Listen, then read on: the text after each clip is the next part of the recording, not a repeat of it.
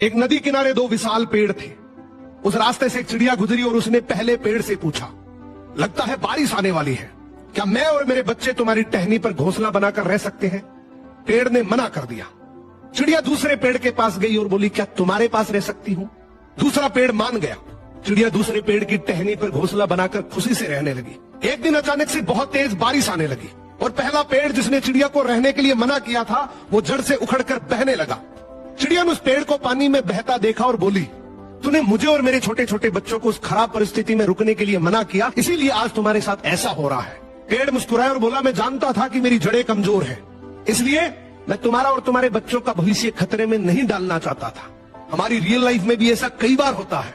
जब कोई आदमी हमें किसी भी चीज के लिए मना कर देता है तो हमारा ईगो हर्ट हो जाता है। कई बार तो हम उस आदमी से रिश्ता ही तोड़ लेते हैं, लेकिन हम ये जानने की कोशिश नहीं करते कि उसने मना किया क्यों है, क्या मजबूरी रही होगी। अक्सर हम अपने जीवन में लोगों की मीठी बातों को सच मान लेते हैं और जब सच्चाई सामने आती है तब तक बहुत देर हो चुकी होती है। एक तालाब में बहुत सी मछलियां रहती थीं। वहीं एक बूढ़ा बगुला भी रहता था। वह रोज मछलियां पकड़ता पर अब उम्र बढ़ने से शिकार नहीं कर पाता था। तब उसने चाल चली। वह तालाब किनारे उदास बैठकर बोला, अरे मैंने सुना है कुछ दिनों में ये तालाब सूख जाएगा।